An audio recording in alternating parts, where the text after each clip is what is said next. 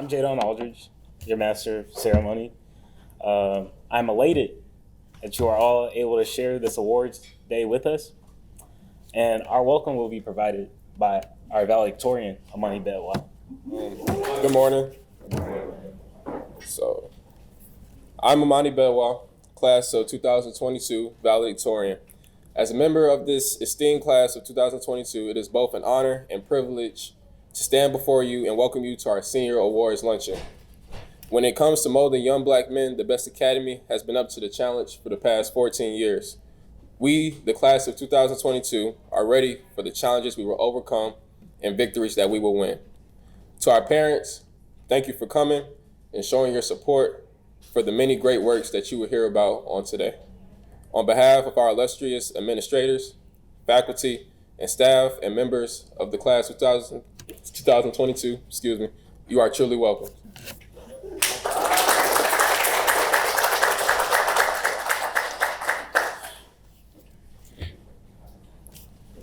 Mr. Larry Walker will provide a formal introduction of our guest speaker, Mr. Walker.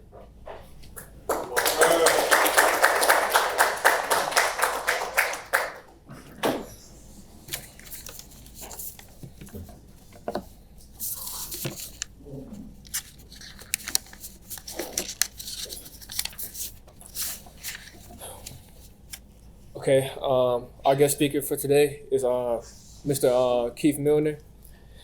He's an entrepreneur, corporate athlete, international traveler, author, and servant leader.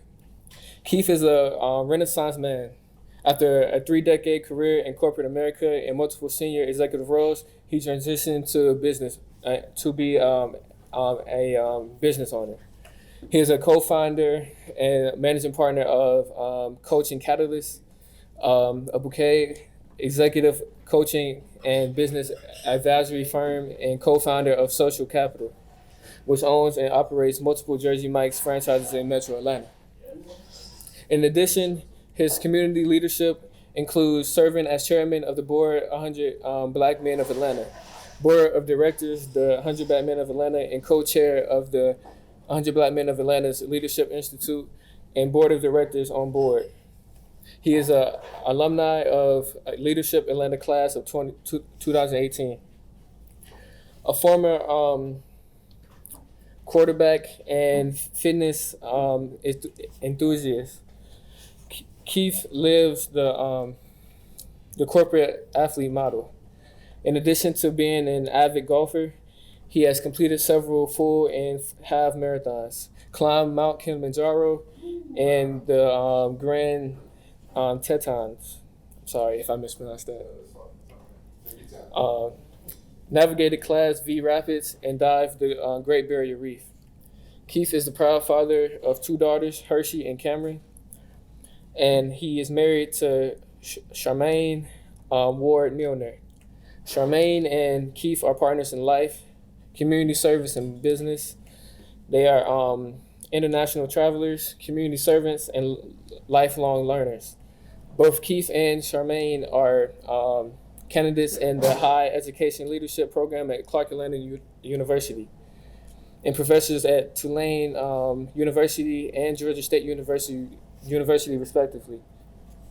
Keith is a native from North Carolina, a graduate of Guilford College with a bachelor's degree in economics. He holds a master's certification in neuro-linguistic programming. He also coaches. Sorry. Okay. He is the NLP coaching and timeline therapy from the International NLP Institute, and a professional certified coach designation from the International Coach Federation. Through his work as an executive coach, Keith has enabled hundreds of entrepreneurs, corporate, civic, and religious leaders to perform better, smarter, and faster. Through his work, Keith's personal mission is to be a change agent, equipping people with the mental, spiritual, and physical tools they need to excel. We welcome Keith Millner.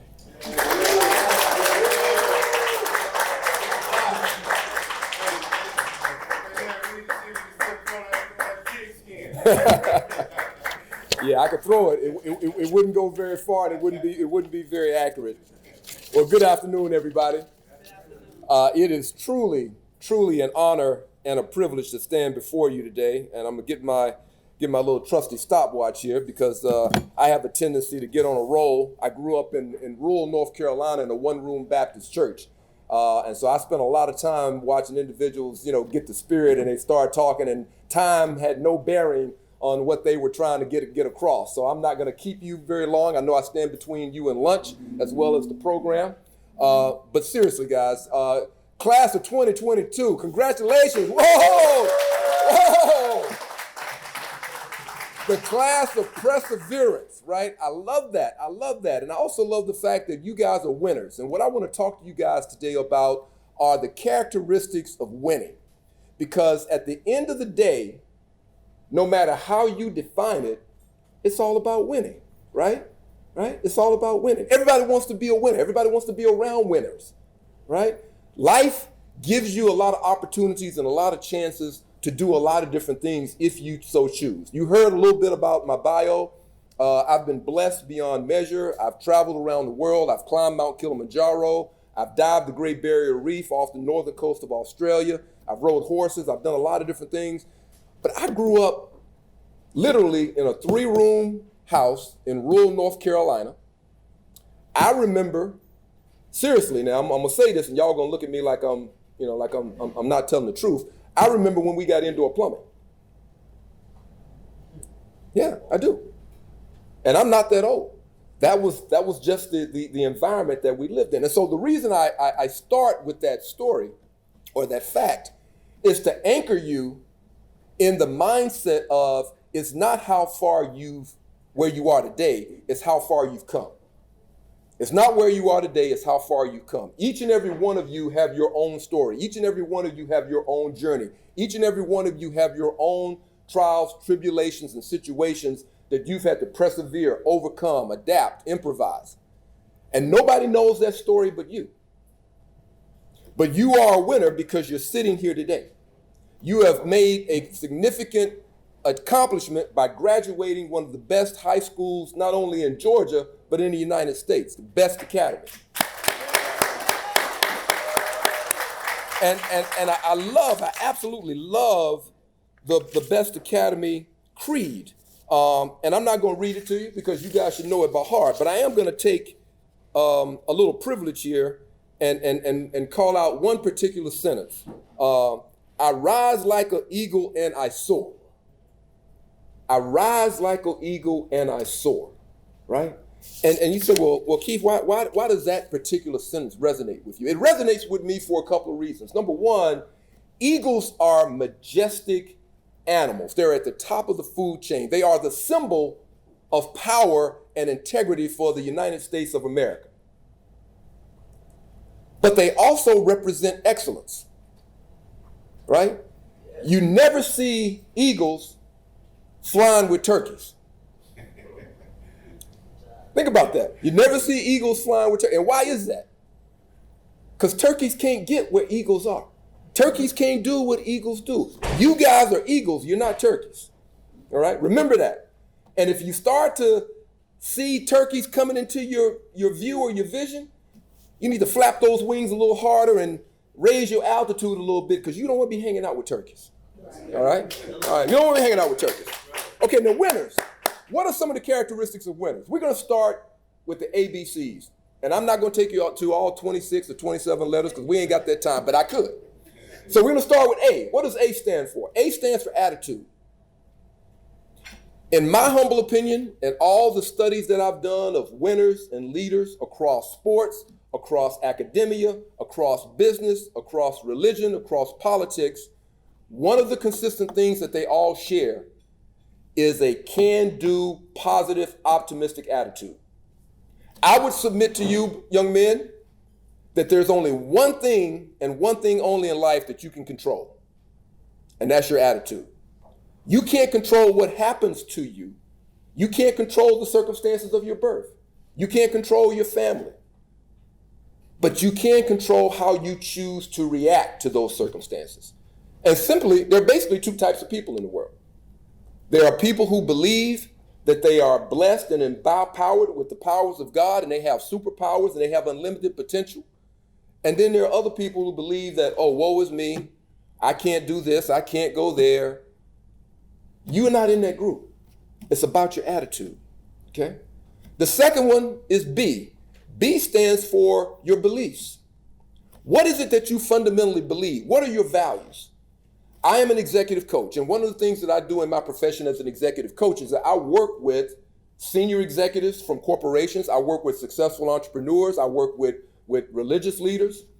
And I always start my coaching sessions with one question. Tell me about your beliefs. Can you write down for me what your values are?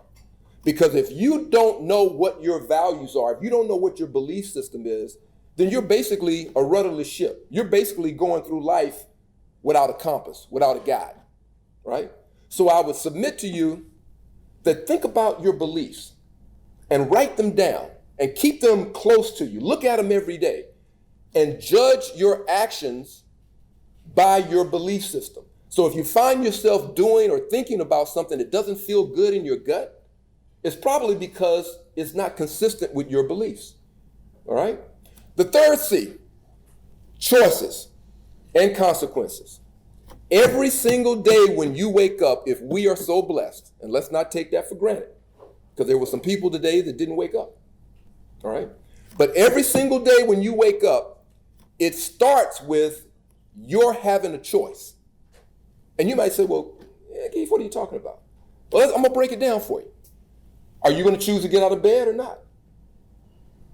Some people just roll over and go back to sleep. Are you going to choose to get up and get dressed and go to school, go to work? Some people on some days, I ain't going to do that, right? But every choice that you control also comes with another C. And that C is consequences. And so I want to tell you that winners always, without fail, think about their choices and they think about the consequences. And when they decide that they want to continue to be winners, when they want to continue to do the things that are going to set them apart from their peers, they make the right choices because they recognize the consequences of making the wrong choice. All right? D stands for discipline. D stands for discipline. We live in a society, in a world where there's a lot of distractions. There's a lots of things pulling on us in terms of go here, do that, watch this social media, spend your time playing video games or hanging out with certain people, right? And that's cool. But if you are going to be the champions and the winners that you already are as you continue to matriculate into college or your chosen profession, you're going to have to be disciplined about your choices and your consequences and your attitudes and your actions and where and how you invest your time. Your time, now you're young, you guys are 17, 18 years old, and time is probably something that you haven't really come to really understand. But let me tell you something. Just like I said, some people weren't fortunate enough to wake up this morning. Time is your single most valuable resource. Let me repeat that. Time is your single most valuable resource. Why? Because it's free. It's given to you. But once it's passed, you can't get it back. Once today is gone, you can't get today back. Once this hour or this 15-minute increment of time that you choose to do something that you could have been doing something else with, choices, consequences, once that time's gone, it's lost forever. And you will come to appreciate that as you start to grow and mature, and there are more and more demands on you as a person. Some of you, many of you are going to go to college, right? And unlike high school, nobody's going to call you if you don't show up for class at 10 o'clock. Because you know what? They don't care. They already got your money. You signed up for classes, you choose not to go, that's on you. Because at the end of the semester, they're going to be like, well, Davon didn't go to class, so I guess I'll give him an F and flunk out. They're not going to say, hey, you know what, were you not feeling well today? Is something going on at home? Would you like a refund on your tuition? No, you ain't getting none of that. That's the, it ain't that kind of party, right? You know. So as you grow and mature and come into manhood, there's going to be more and more demands on your time, which is going to require you to be disciplined, right? Let's talk about E. E is probably one of my favorite words because it's one of my values. E stands for excellence. Every single thing that I do, I have a self-expectation that I am going to do it with a degree of excellence that is going to cause people to say, wow, that boy good. Whether that's sexual chocolate or not, that boy good. Right? One of my favorite quotes from a great Greek philosopher, AKA he was a black man, Aristotle. Hear me. We are what we repeatedly do. Excellence, therefore, is not an act, but a habit. Y'all didn't hear me. Let me repeat that. We are what we repeatedly do. Excellence, therefore, is not an act, but a habit. In other words, you might have moments of inspiration and you do something in an excellent manner. And you should be proud of that. But you're probably going to have other opportunities and other moments where you just kind of like, well, you know what? I'm going to go to class, but I'm not going to study. Or, I'm going to show up at practice, but I ain't really feeling it today, so, I'm not going to give my best, right? Or I'm really not going to prepare. I'll just get through it. It ain't that important anyway. You can adopt that attitude if you want to. But if you fall into that habit of trying to choose when to turn your excellence on and off, you're going to look around one day and you're going to be walking and flying at a low altitude with a bunch of turkeys. And you're going to look up and you're going to see some eagles up there, and you used to be with the eagles, but now you're with the turkey. And you're going to be wondering, how did I wound up with these turkeys? Because you let your excellence guard down and you chose not to keep a standard of excellence in every single thing you do. All right? F, future focus. Future focus. Ain't nothing you can do about the past, guys. There is nothing you can do about the past. Don't worry about the past. Don't dwell in the past. Don't look back. Look forward. There's another little quote and saying, and I'm going to mess this up, but I know you know it, so you're going to help me out. You ready?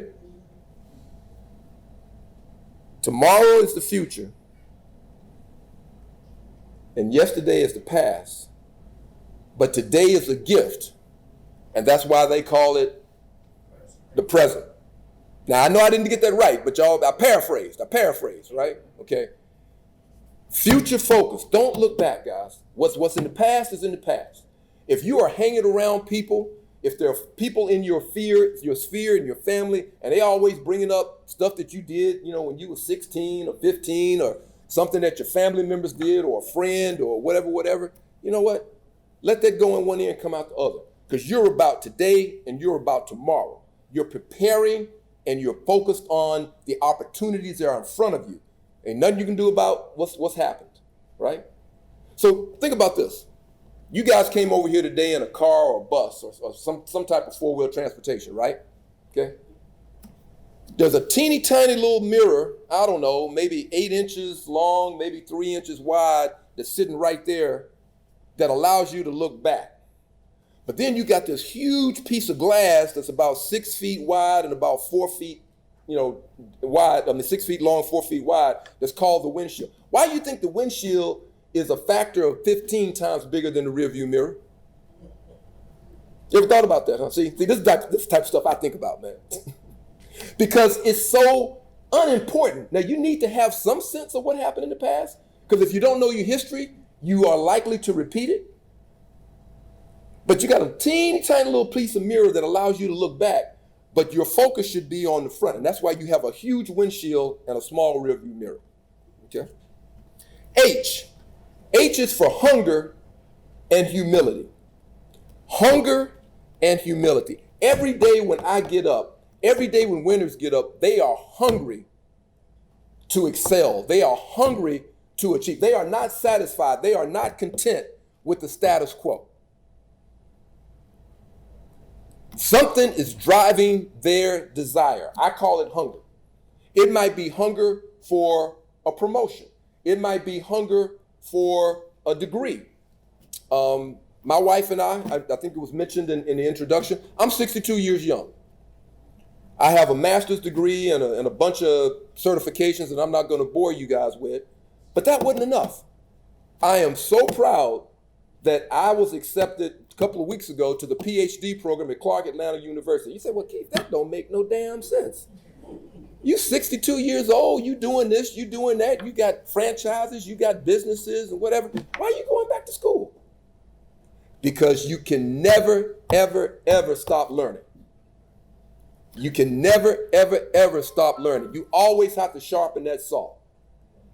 And I am hungry for knowledge. I am hungry to continue to be able to excel. And I'm going to be 3 years from now, when I walk across that stage and defend my dissertation, it's probably going to be one of the proudest moments of my life. But that's not going to define me.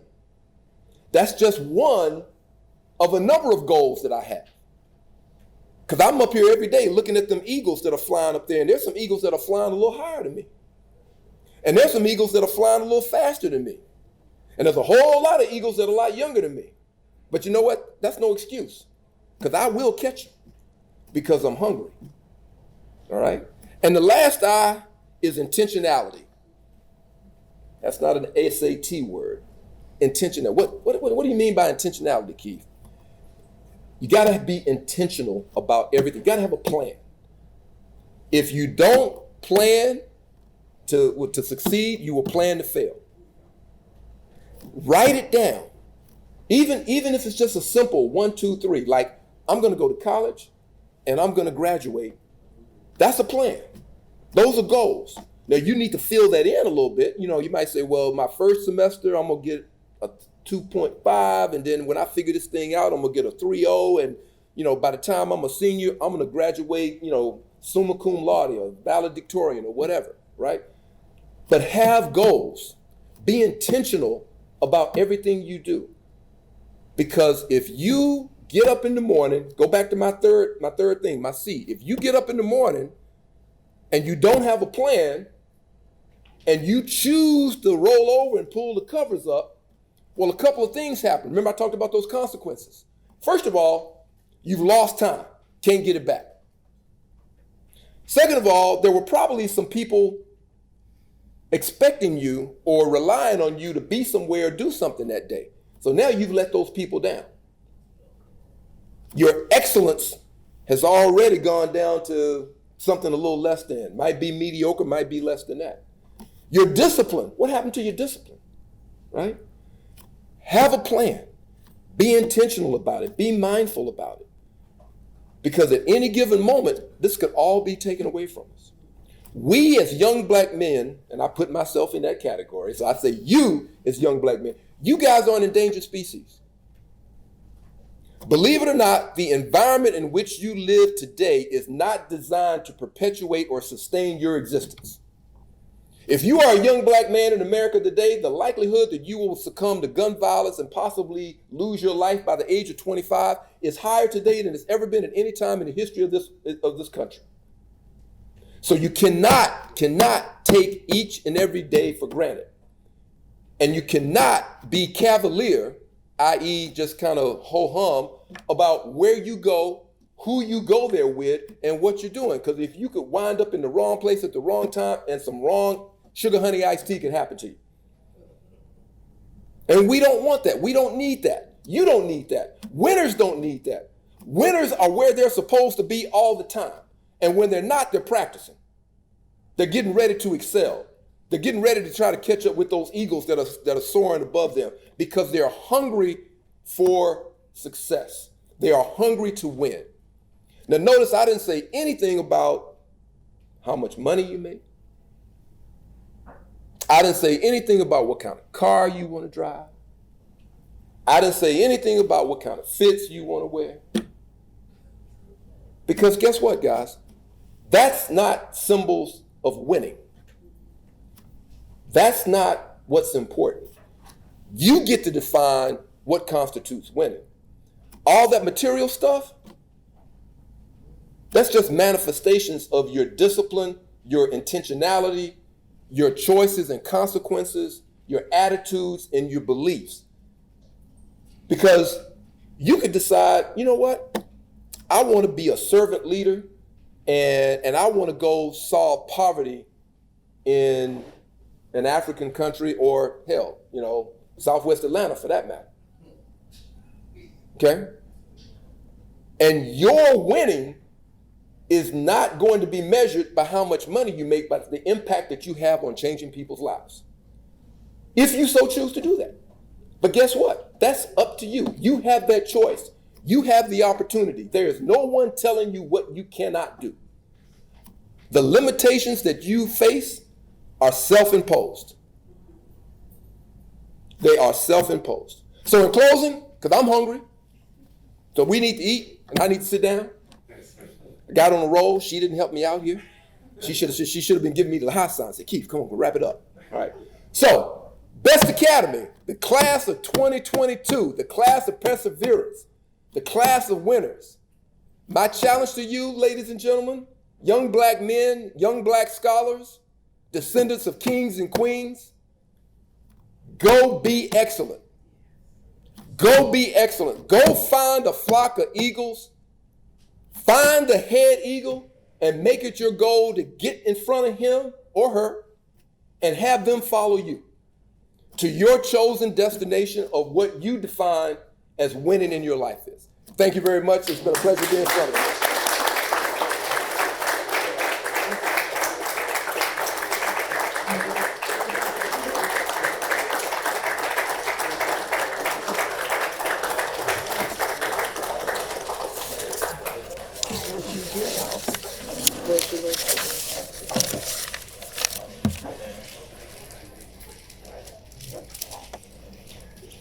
Thank you, Mr. Miller, for spending time with us on this day. You inspired us and provided words of wisdom and challenged us to become the best version of ourselves. Thank you. Thank you. We present to you this award of excellence. Yep. And lunch is served. Thank you.